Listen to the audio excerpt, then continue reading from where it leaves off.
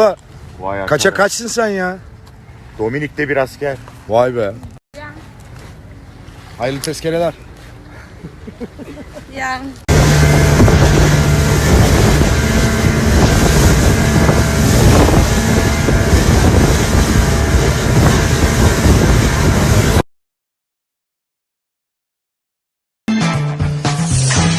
Günaydın. Quanto costa? Deniz kokuyor. Yerel bir dans yapıyoruz. Dominik lokal dansı. Buradan vurdurdun mu Tokyo?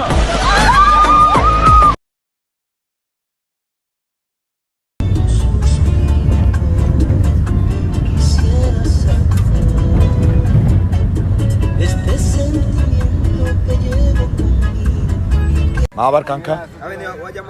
Kanka desene. Kanka. İyi misin? İyiyim. Küfür etme sakın. Sakın. Küfür yok. Bütün küfürleri öğrenmiş burada. Adamsın kanka.